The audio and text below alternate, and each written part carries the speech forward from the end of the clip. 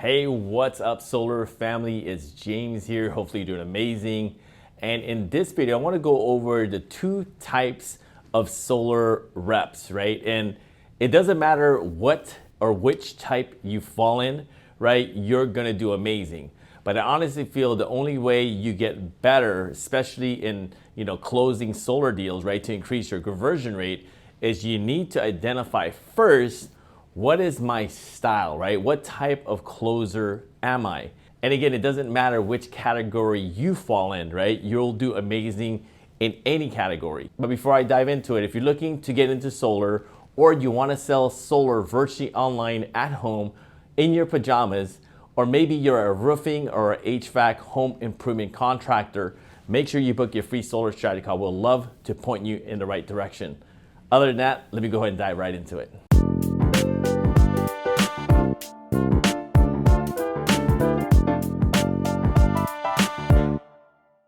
So there's two categories that you fall in as a sales rep. And again, it doesn't matter which category you're in. The first category is the aggressive sales rep, right? Meaning that, they sound kind of pitchy, they sound kind of salesy, but they go straight for the sale and they go straight for the jugular, when they ask for the sale.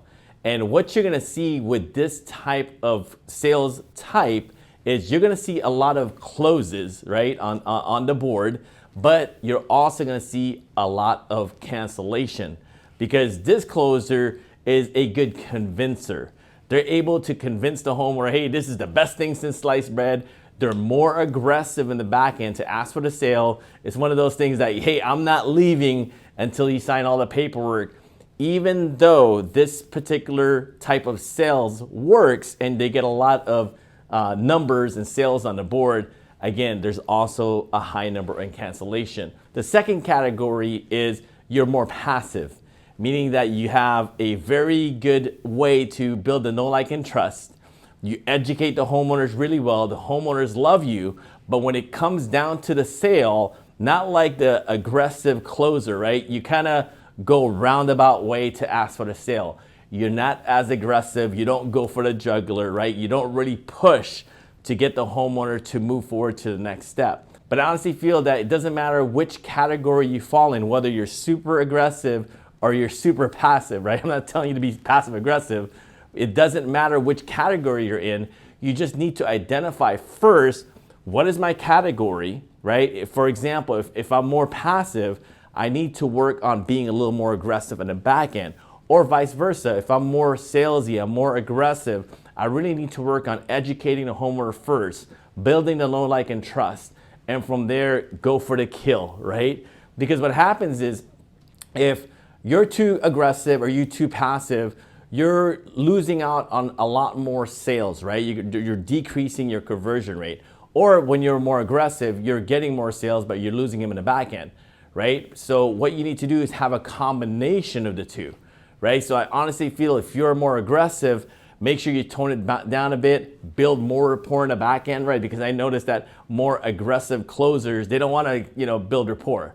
They want to jump right into the consultation and show them the numbers and, hey, you decide, right? Which one works best for you, A, B, or C, right? Is it a yes or yes kind of thing, right? For a more aggressive closer. So if you're an aggressive closer, my suggestion to you is making sure you're working more on the front end, building the rapport, doing a lot more education, and then from there, doing your thing in the back end, right? So I already know that you can close, right? So your numbers are high, but what we're doing in your situation, if you're an aggressive closer, we're trying to reduce the cancellation rate, right? Because again, you're already throwing numbers on the board. You're probably always the leader, every single month, but your cancellation is also really high. So for the ones that are more passive, so maybe that's you're more passive. I want you to continue to build the know, like, and trust, but I want you to go straight for the jugular and ask for a sale. And if they say, you know what, let me think about it, really unveil what the reason is why they want to think it over, right? So like my mother-in-law would say, you have to turn over every stone, right? So you have to turn over every stone and find out exactly why they're not moving forward right now, right? I want you to be more aggressive in the back end. So I want you to picture this, and this is going to be kind of morbid, and obviously I'm not telling anybody to do this, right? So imagine if you're the more passive closer, imagine if your colleague was standing next to you with a shotgun, right? Pointed right to your head. And they said, hey, you know what, James? If you don't close this deal, I'm going to blow your brains right onto the wall, right? Imagine how much harder you're going to push in the back end for the sale if you're more passive, right? Obviously, I'm not encouraging any type of violence, right? I'm just using that as a description.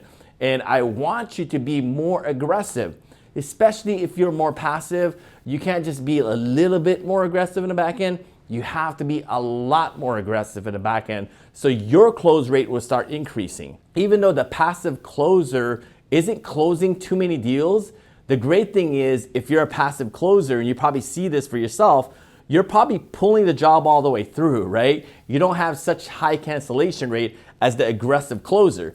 But again, we're not working on you pulling the job through. And the objective for a passive closer is to increase their sale, right? So now you see the difference from aggressive closer versus a passive closer. Aggressive closer has a high close percentage. They got a lot of closes on the board, but they also have a high number of cancellation. So again, to wrap things up, if you're an aggressive closer, make sure that you're building more rapport in the front end, really educating the homeowner in the middle of your presentation, and then going for the kill that you normally would do, right? And that way, you're still gonna have the high close rate and you're gonna reduce the cancellation.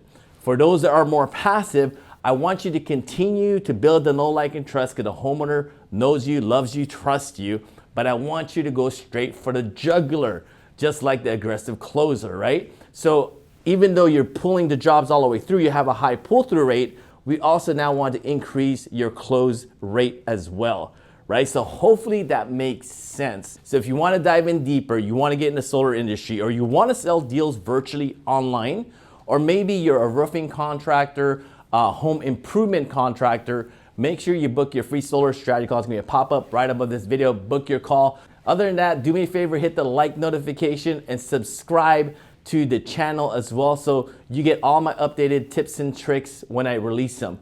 Other than that, have an amazing day and I'll see you in the next video. Goodbye for now. Peace.